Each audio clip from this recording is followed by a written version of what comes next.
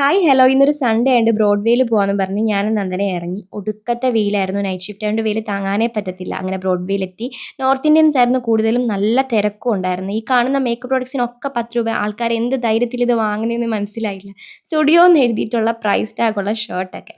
ഈ കാണുന്ന കമ്മലും മാലയും ഒക്കെ നല്ല ക്വാളിറ്റി ഉണ്ട്.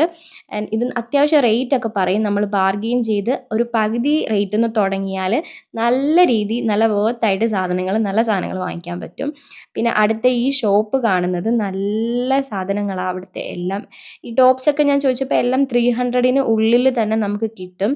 എല്ലാം നല്ല സാധനങ്ങൾ, നല്ല ക്വാളിറ്റി ഉണ്ട്, നല്ല ട്രെൻഡിങ് സാധനങ്ങൾ. എന്തായാലും ഞാനിവിടെ ഒരു ദിവസം വന്ന് ഡ്രസ്സ് എടുക്കും. ഇന്ന് അതിന് വന്നതല്ലാത്തതുകൊണ്ട് അങ്ങോട്ട് പോയില്ല.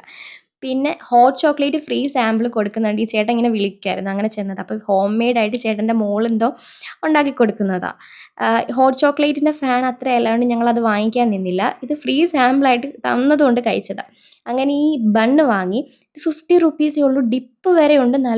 നല്ലതായിരുന്നു. ഒരു ഹോം മെയ്ഡ് സാധനം കഴിച്ചൊരു ഫീൽ ഉണ്ടായിരുന്നു. നല്ലതായിരുന്നു. വർത്തായിരുന്നു. അങ്ങനെ നല്ല ക്ഷീണിച്ച് തളർന്നിറങ്ങി.